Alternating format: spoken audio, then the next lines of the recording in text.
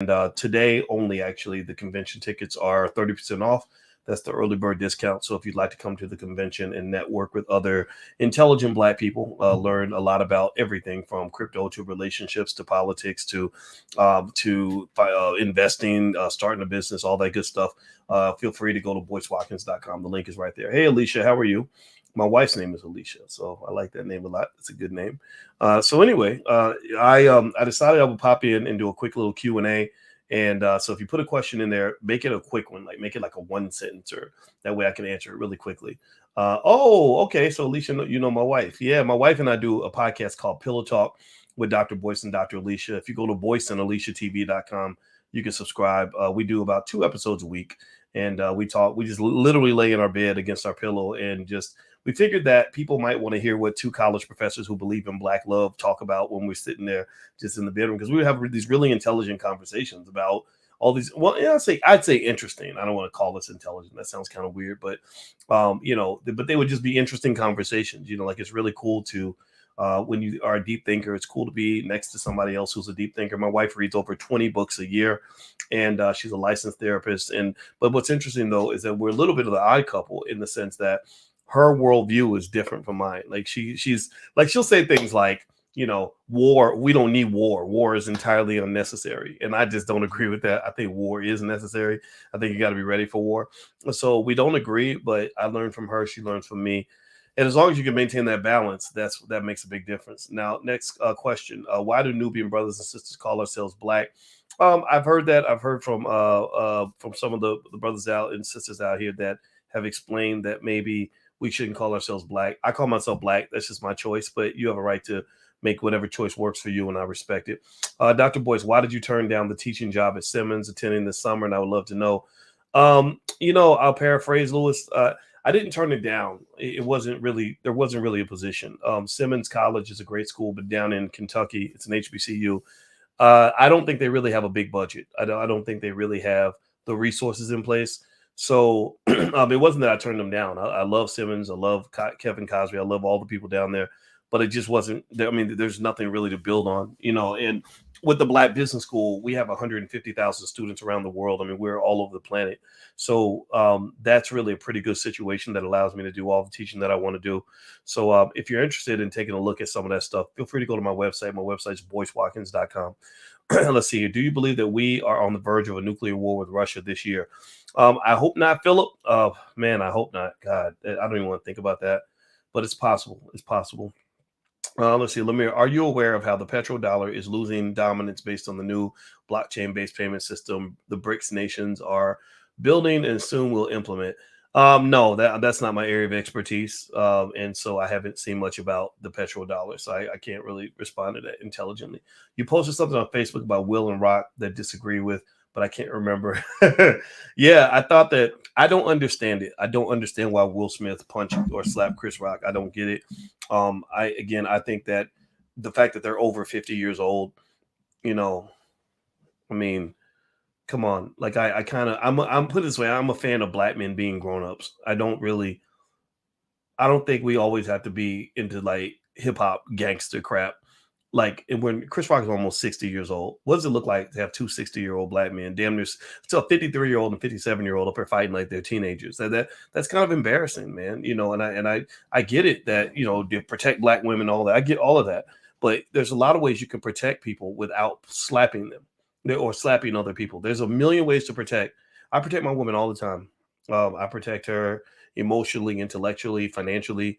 Why does it always have to come down to violence? I'm not a fan of that. I wish Will had handled it differently, but that's life. That's his choice. Let's see here. Sharon says, okay, let's see your comment. Sharwin. Let's see it. Fred, are you allowing food vendors for the conference? Yeah, I think that food vendors are allowed. That I can't be 100% sure, but I got to check with the event planner. But we are having vendors. If you go to, boycewatkins.com, there's a link to get a pass to the conference. Within the next week, we will have the vendors link also up there. If you want to be a vendor or a sponsor, the sponsors we will promote on our big platform, on our different channels. We actually have 1 million people a week that check out our different platforms. But if you want to just be a vendor and just vend at the event, that's also a possibility too. A lot of money gets made that way. Let's see here. They use Chris to send a message to Will and Jada. Yeah, I don't know. I don't get it. I don't know what was going on with that. I didn't think the joke was that bad. And alopecia is not cancer. Like I'm not saying it's not bad. I'm just saying, it just didn't. I think people are making a whole lot more out of it than they should have. Is Ride a good stock? Heavy Chevy. I don't know. I don't know enough about that stock. There's thousands of them, but I do have a stock market investors class where literally the students send me stocks that they want me to look at, and I look at it and I come back with with my opinion in the next class. So feel free to go take a look at the class. You can do a free trial actually at Boyce boycewatkins.com. So feel free to go to boycewatkins.com. I'm retired, sir, and trying to get the best out of my pension. All right. Short questions, please. One sentence, one short sentence. A CD plan. I don't think CDs are good. I wouldn't go with CDs. I don't think CDs pay you anything. You'd be better off staking crypto or investing in low risk stocks. Let's see here. Nicole says, I hate that I missed you when you were in Chicago. Well, you know what? We're actually doing a big event in Chicago in May. So make sure you get on the email list or something like that. If you go to boycewatkins.com, there's a link where you can actually get some stocks that I actually recommended for 2022 that I think are going to be good investments. But when you get that, you'll also get a chance to get on our email list. And if you get on the email list, that way I can announce to you when we go to Chicago or whatever city we go to. We got on the radar, I think we have Chicago, Detroit, Dallas, New Orleans, and of course, Charlotte. The convention is in Charlotte. And if you want to get a discount on convention tickets for today only, there's a 30% early bird discount that ends tonight at midnight. Just go to boycewatkins.com. Let's see here. What is best to invest in, an IRA or an annuity? I'm 52 and I know it's a little late, but I now have money to invest. I don't think it's a preference. I think it's a matter. It's like saying which is better, red or green. It depends on what color you like, So I think an annuity can work if you want that consistent cash flow, but if you don't need it, then an IRA might be the best bet.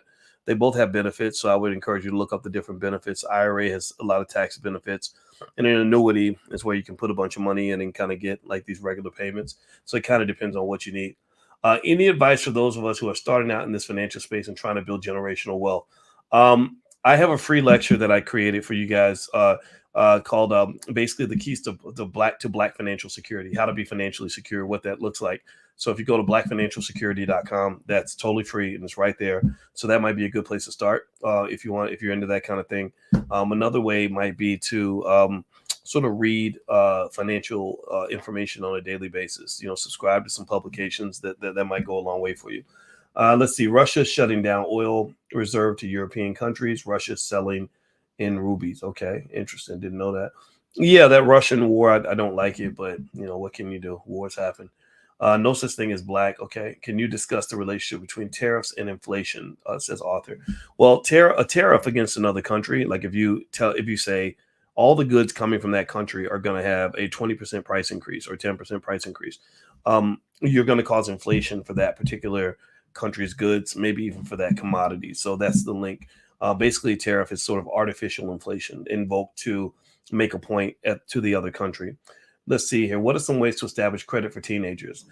They have teenage credit cards out here. I can't think of any offhand, but if you look up credit cards for teenagers, there are cards out there you can use to go ahead and get your kid used to using a credit card and establishing credit and all that good stuff. All right. So if you're on TikTok, by the way, my TikTok is Boyce Watkins. I'm going to shut down the TikTok in a minute, guys. So it was good. It was real talking to you. I've never talked live. I've only talked live to the TikTok users only once. Oh, authorized user. There you go. Alicia, that's a good point. So Alicia did make a good point there that if you make them an authorized user, really that works for anybody that you're trying to build credit for. If you make them an authorized user on your card and you trust them, that will increase their credit score. So I'm shutting off the TikTok now. And so I'll see you guys soon. Okay. Take care now. All right. So it'll be shut off by TikTok. All right. Let's see. Let's keep going. Let's see who's from. Tracy says he's from Boston. I don't know who's from Boston. I'm sorry. What do you think of legacy reseller accounts like eBay, Poshmark, Etsy, etc.? I don't use them that much. I know people that do. It's tough to make money, but if I was to do it, I would take a class on how to do it. Learn from somebody who knows how to do it. I have wealthy family members. Thanks for so much. Good for you, Paul. Congratulations. My name is Corey. Hey, Doc. It's a black-owned bread company out of Chicago called the Black Bread Company. Is it possible for you to do an interview with them sometime? No, I do not do interviews like that anymore, to be honest with you. In order to do an interview, honestly, it's like people, if they want to pay us to do an interview, I'll do it to raise money for the Black Business School. But I don't like doing interviews. Honestly, I'm not a journalist, and it's not fun for me. It takes me away from running the business. So people like to come on the platform because they can make money, because I reach so many people. But honestly, it's just such a drain, and I just am just not, and I'm just, yeah. But anyway, am I coming to Boston, Tracy? I want to go to Boston. I love Boston. I haven't been. I did an internship in Boston with General Electric when I was a sophomore in college, and I've never forgot that summer. And yeah, would I like to go back to Boston? I would. I don't have any plans, but I would definitely love to go back. So yeah, so there we go. So one day I'll be back in Boston. It won't be this year though. Hey, Shy from Philly, how are you? Is that a new judge? Is that new judge any good for FBA? Ask Texas, Alabama. It depends on how you look at it, right? Here's the deal. Okay. The thing about this Judge Ketanji Brown Jackson is that I read her whole bio. She's extremely qualified. She's went to Harvard. She's smart. Her family's a solid family. And she has some connection to the deepest criminal justice issue in America, in my view, which is mass incarceration. Mass incarceration is the number one criminal justice issue. It's not Black men being shot by the police. Not to say that's not important, but it's not like every other person has a relative who was shot by a cop. Most of y'all don't have a relative that was shot by a cop. But most of y'all do have a relative who got locked up, maybe on some dope charges or for drugs or something like that, or got killed in a drug-related situation, or have a relative that was hooked on drugs. So the war on drugs, to me, is the greatest social justice issue of this generation. Everything else is a distraction. It's a distraction in my view. So the fact that she's connected to that issue, that her uncle, because her uncle got life in prison with no parole. The only reason Ketanji Brown Jackson's uncle didn't get all his time is because Ketanji knew Barack Obama. Barack Obama gave him a commutation on his sentence and got him out of jail. Most people can't get that. So it's very frustrating for me because I really want to see systematic responses to systematic problems. We do book club every week. Every Wednesday night we do the Dr. Boyce book club, where we're reading Powernomics and Black Labor, White Wealth. And the biggest thing you can learn from the book club is that racism was very systematic. They systematically created laws. I read to you one by one 85 laws that were created to control Black people. It was done in a very systematic fashion. There were institutions that colluded in order to form what Dr. Anderson refers to as racial monopolies to specifically control Black people. They did it in a systematic, structured way. So my point is, if you're going to solve a systematic, structured problem, you must solve it with a systematic, structured solution.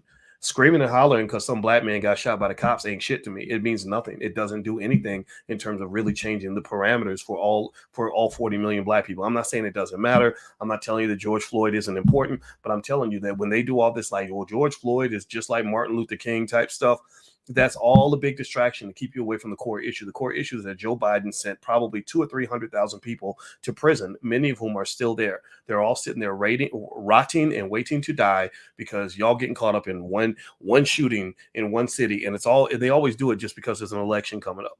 So I don't talk. If you notice, if you follow my platform, you'll notice I don't really talk about individual police shootings. Well, who did what? Who shot? Who did this to that? And who did that? I don't get into that.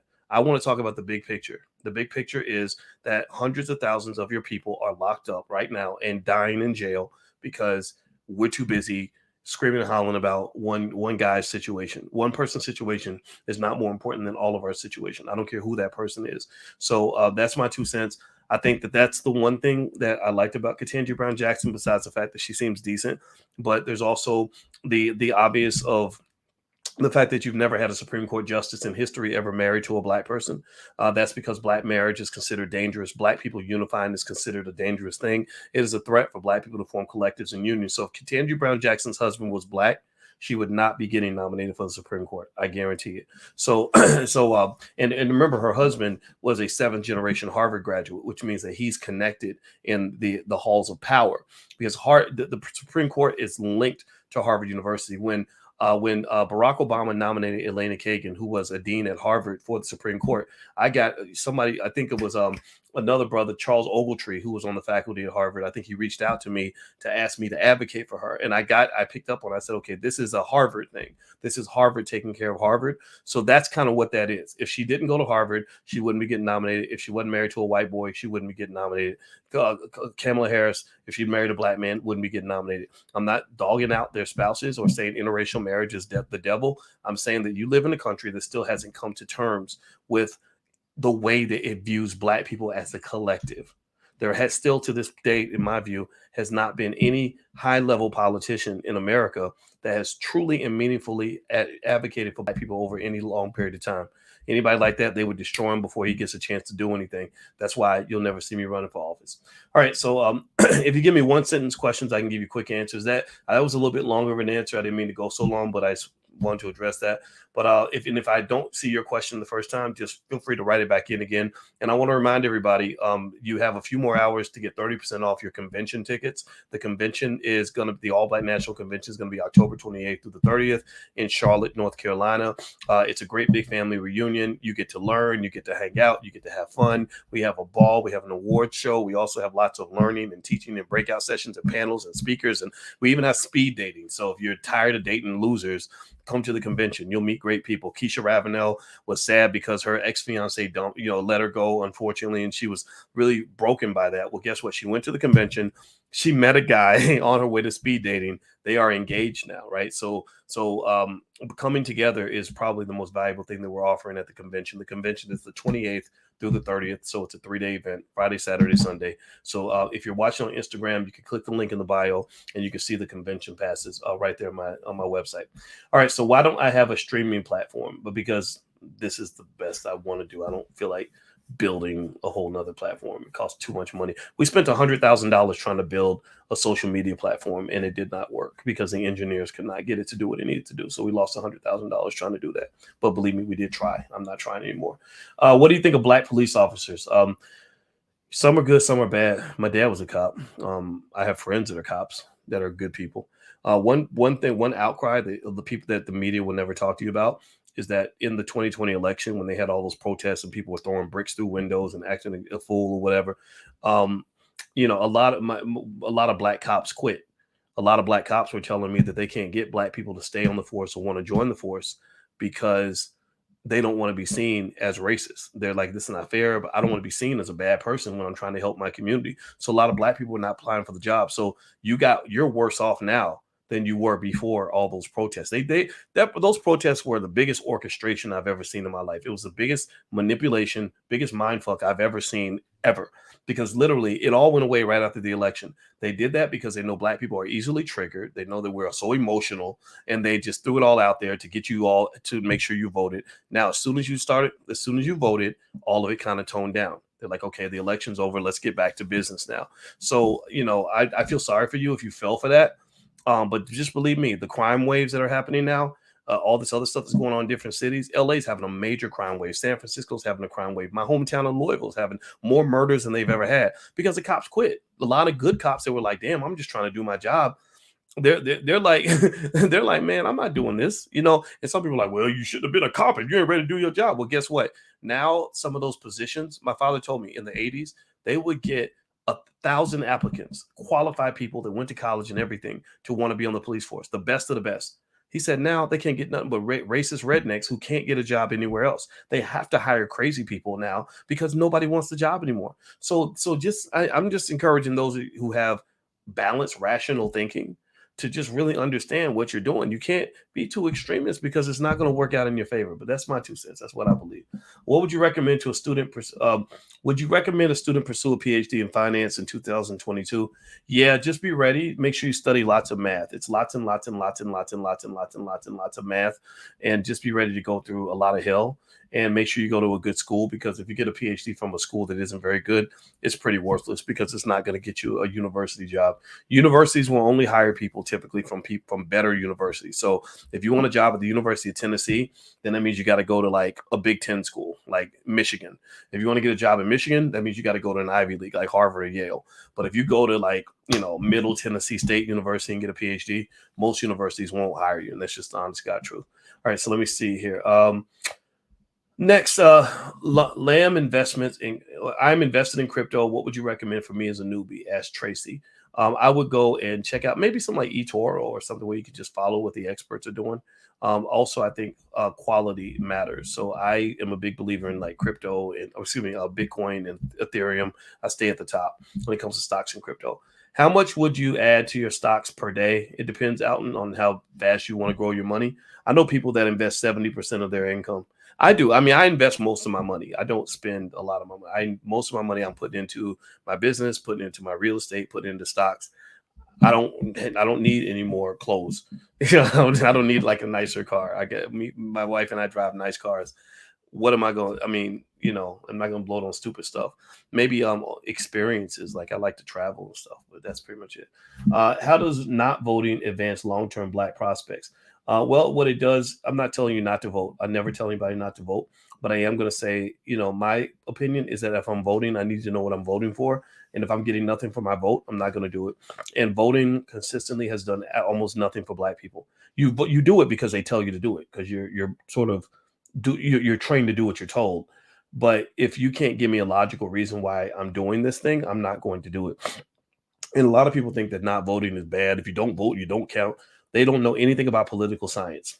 People like this know nothing about political. If you study political science theory, you will find that abstaining is a viable political strategy.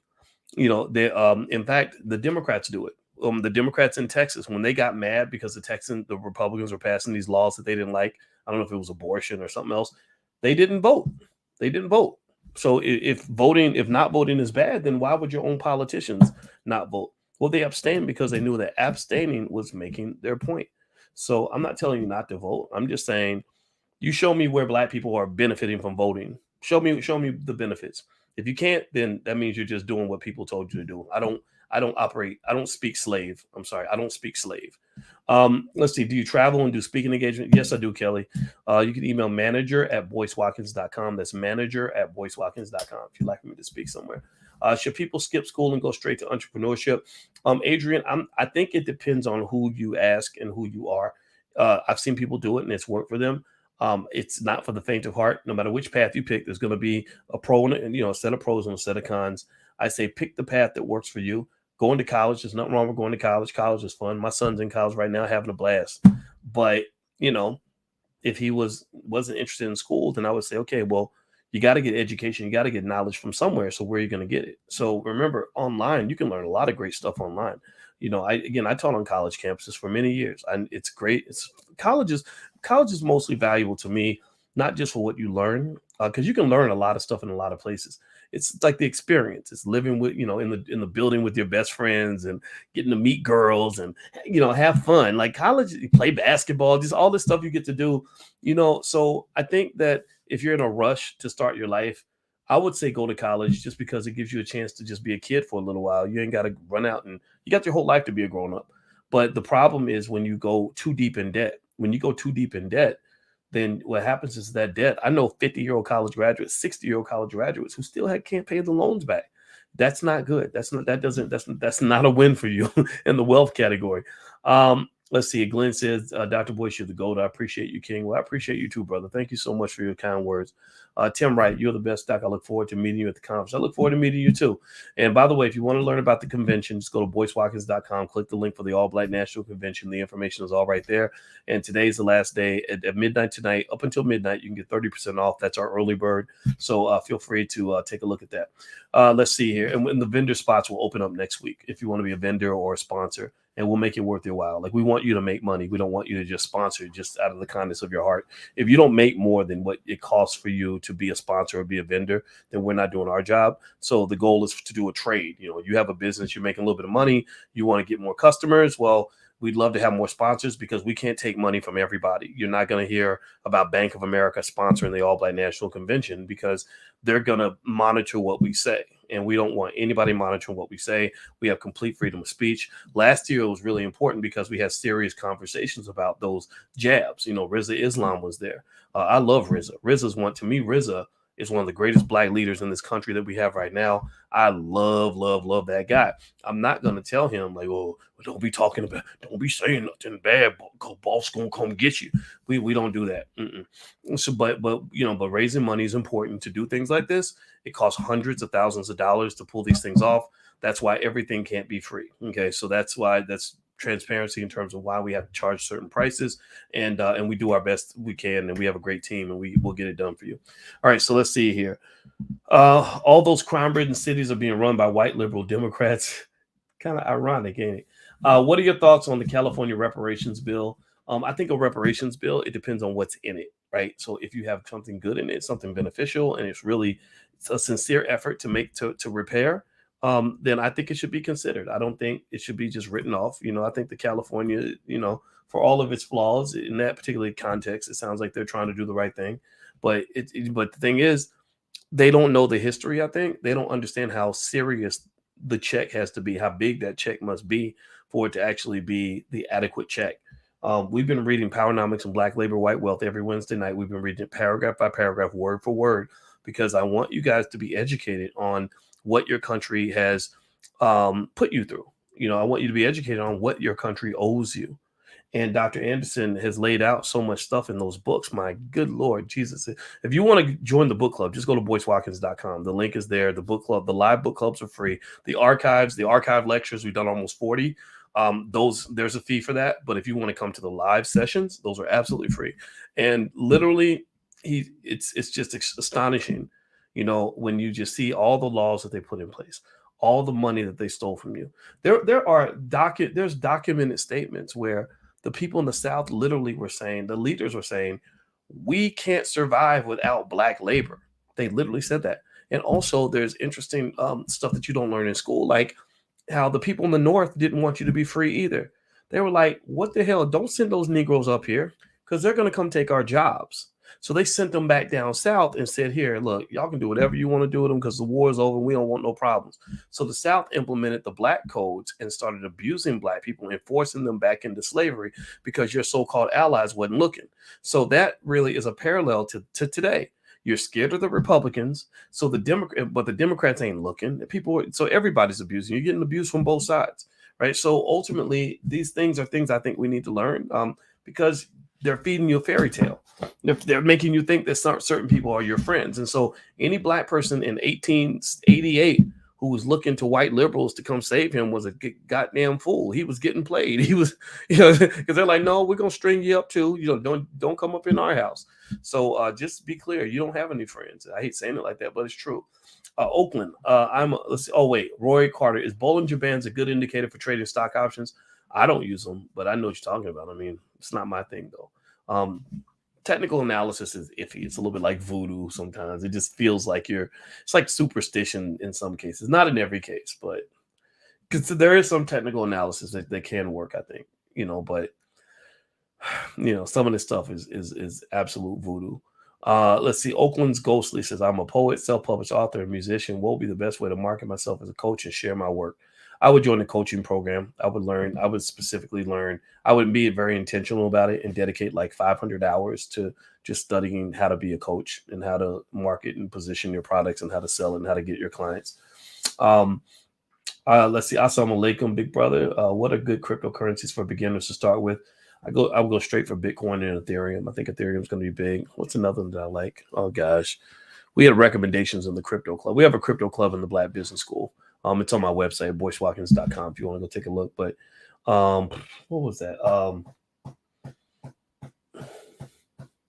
Polkadot. There was Polkadot and Cardano. Those are a couple others that I really like too. Polkadot and Cardano. But there's others, but those are a couple that a lot of experts seem to like. Let's see here. Should we continue to trust Van Jones with the money he received from Jeff Bezos? Well, I can't say I ever really trusted Van Jones, but I never distrusted him. I just, I mean, I don't think Van's a bad guy. I don't. He's not really moving the needle. He doesn't really inspire me to say, yeah, that's our guy. I'm more of a Farrakhan kind of guy. Like, yeah, tell them like it is. Go straight for the juggler. Go, you know. And I think that the my philosophy is that most of the solutions for Black people can come from just building a better Black community. I believe in that a lot more than I believe in building a better white community or getting white people to be nicer or changing how white people think. I don't know how to do that. I don't know when that's going to occur.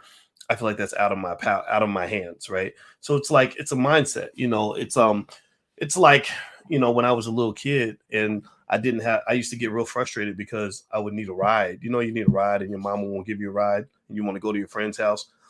And I hated that. It was very irritating for me because I would ask for a ride and she would say, "Yeah, I'll take you," and then she wouldn't do it or whatever. And so I got a moped, and when I got a moped, it would take me longer to get there, right? And it was, I had to get the gas, I had to ride in the snow or whatever, but at least I knew I was going to arrive.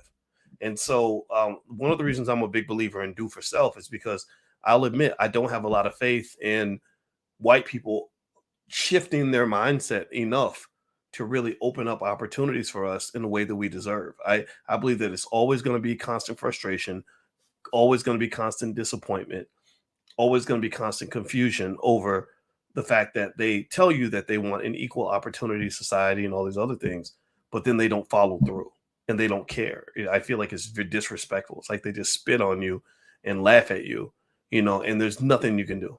But if you have a strong community, there's a lot you can do. If you raise good quality kids, like what's my how do I combat racism? Well, I picked a good, smart wife who is skilled at what she does. Um, and we have some strong, smart kids that we educate to the best of our ability.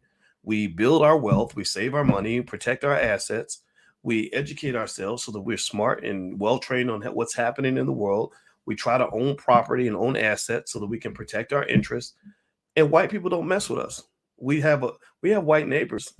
They're not gonna mess with us. They're probably intimidated by us, I mean, because we're smarter than they are, and we probably have more resources than they do, and our kids are smarter than their kids. And so I don't think this doom and gloom idea that somehow because you're Black, you're always just an inch away from being murdered for no reason. I don't. That's just not the reality I've seen. I know people like that, but usually it's because they are following a different blueprint from the one I was raised on. I was raised on a blueprint where my father didn't take shit from nobody. My parents, taught us to be responsible for our outcomes and to do your best and don't go out here doing stupid shit and you're gonna be okay. But that might mean things like my father. Both of my fathers were hooked on drugs at one point. My dad talks about being in Vietnam and messing with heroin. My other father was in prison for drugs, my biological father. So as a result of that, I stayed away from drugs. My father went out of his way to make sure I understood drugs are not for you. And also, for whatever reason, I chose not to drink alcohol. And the reason I didn't is because I noticed a lot. If you pay attention, you'll see a lot of Black men that get killed or end up in bad situations because they use drugs and alcohol. Let me tell you an example or tell you a story. Steve McNair. Anybody remember Steve McNair, Arab McNair, who played for the Houston, whatever, not Houston Texans, but the Tennessee Titans. And he was a great quarterback and a great player. And I'm not saying he deserved anything. I'm not saying he deserved what happened to him because he got killed by his girlfriend or whatever. But I remember I met Steve maybe a few weeks before he died, and we took a picture together. I got to go find that picture and I'll put it up on so you can see what I'm talking about. And I remember noticing his eyes were like bloodshot red.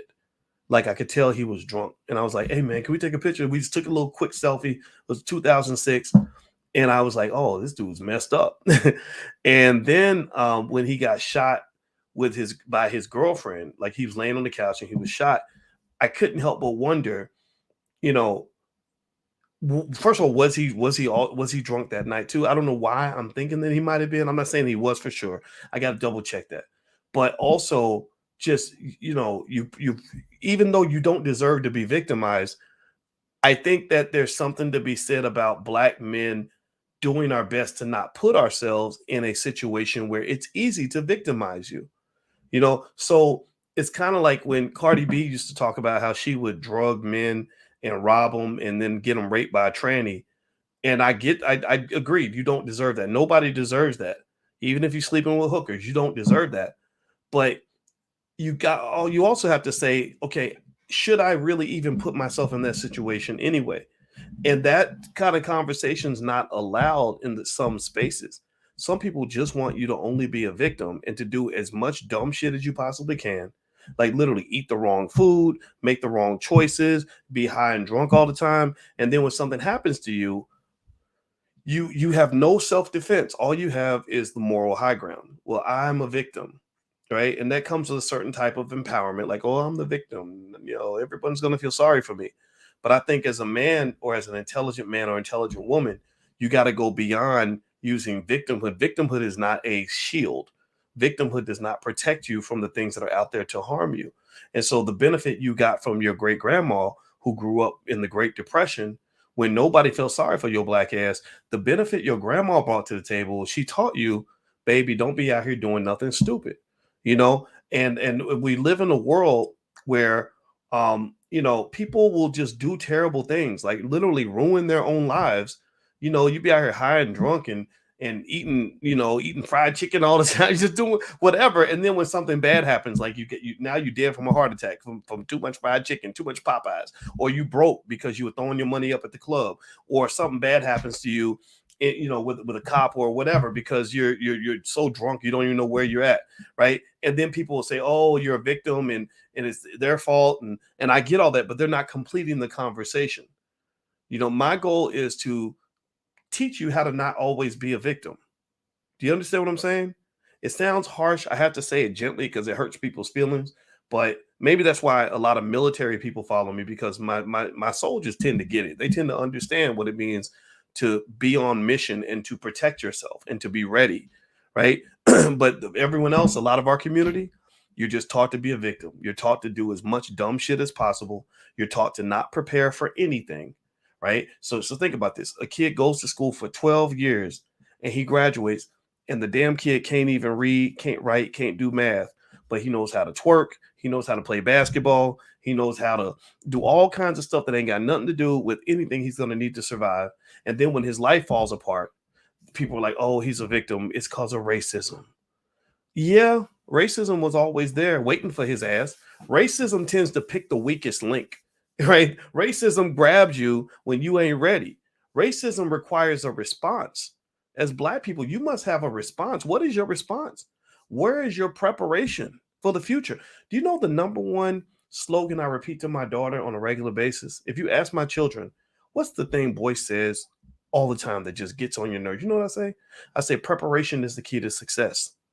I say it all the time. If they're late, if we're about to leave and they forget something in the house, I'll be like, preparation is the key to success. Well, they didn't do their homework, they got a bad grade. I'll be like, preparation is the key to success.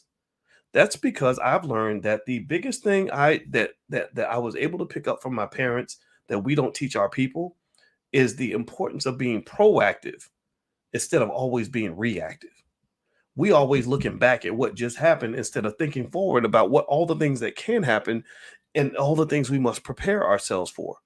So if I'm sitting here and I'm really talking to a young black man who says, look, I want to really be ready for life, what do I do? You know what I would say to him? I'd say, number one, stay away from drugs and alcohol. Too many black men are getting killed off of drugs and alcohol. They go into the club getting shot because somebody stepped on their toe and they feel disrespected. They get running into cops, and the cops are able to arrest them or kill them because they don't know what the hell's going on, or they do something they wouldn't normally do. Stay away from drugs and alcohol, because drugs and alcohol have absolutely obliterated the black community, destroyed the community. Little girls getting raped because somebody got drunk and did something he might not normally do, or daddy's off in jail because daddy was slanging dope, or mama was hooked on crack. Like, just avoid drugs and alcohol at all costs. Number two, I would say educate yourself. The more information you take in, the more prepared you are to deal with situations, because smart people have solutions. People who have no information don't know what to do, right? So taking as much information as you can, learn reading, writing, math. You learn how to write so you can communicate your ideas effectively. Learn how to do math so you can count your damn money, so you can go out here and get money and know how to count it. When somebody says you're going to get 20% of the deal, you know what 20% of the deal is. You say, okay, 20% of $1,000, that means I get $200. Okay, got it. Do you know how many kids graduate? I kid you not, I've talked to grown people and I've said, if I was going to give you $100 and you had to pay me 20%, how much would you have to pay me? They can't even answer that. They can't answer. So you got to ask yourself, what are our kids doing? What are they doing in school other than learning pronouns and how to pee in the girls' bathroom and that a boy can get pregnant and all this other nonsense? Seriously, I mean, what are they? What the hell is happening here?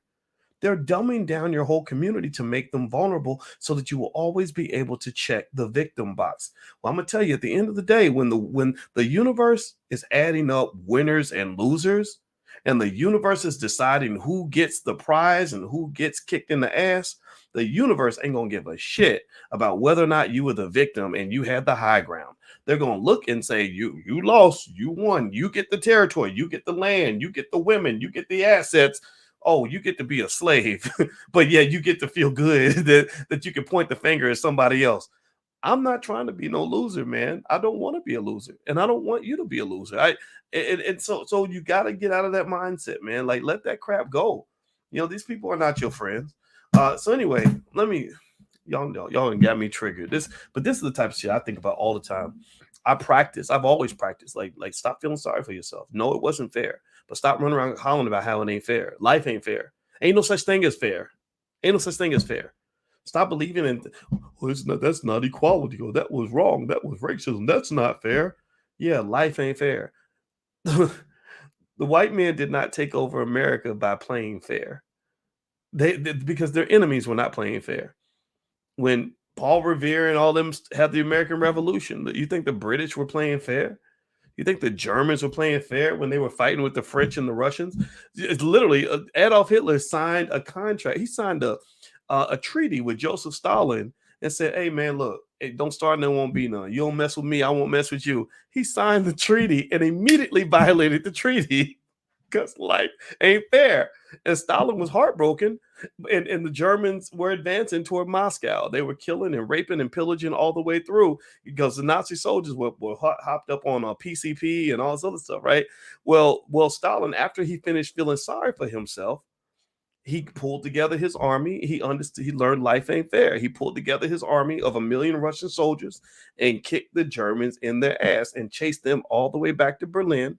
And they raped and pillaged and burned everything down along the way because life ain't fair. So if I was to really leave one message with you today, and I hope you get it, and I hope you're hearing me, is that as a Black person in America and beyond, I need you to accept the idea that life ain't fair. No matter how much they tell you that, they tell you that to get you to let your defenses down.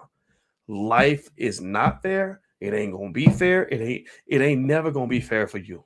So thank you. Fuck fair. Get even. Be ready to fight. Be ready to stand up for what is yours. That's what you must do if you ever want to win in America. You will never win because somebody handed you the trophy. That's a damn fairy tale. That's it, guys. I'm done talking. I hope you guys have a good day. It was great speaking with you. I'm gonna come back in a little bit, maybe tomorrow or something like that. But right now, I need to go take a nap. So hit the thumbs up button if you're watching online anywhere, and also don't forget that for the rest of the night, you can get 30% off your convention tickets. So if you want to bring your family, I encourage you, reach out to your relatives, let them know about the All Black National Convention. You can go to boycewatkins.com, and the convention tickets are right there. Or if you're watching on Instagram, the link is in the bio. Also, we are putting together an affiliate program in the Black Business School. If anybody wants to join that program and actually sell stuff on your own and get a cut of the money. So what we wanted to, we've been thinking about this for a while. We wanted to set up something where some of you could actually sign up for an affiliate program and take some of the stuff that, like maybe my class, my stock market investing class. And if you have a friend you want to sell it to, you can sell it to them and bring them in, and you get a cut of whatever you bring to the table. Okay. Because I want to share with you. All right. So anyway, I'll let you guys know how that goes, and I'll keep you updated on that. We're working on it right now. We're not completely done, but I'll keep you posted. All right, everybody. So have a good day. God bless you. I'm gonna go lay down for a little bit. I'll talk to y'all later.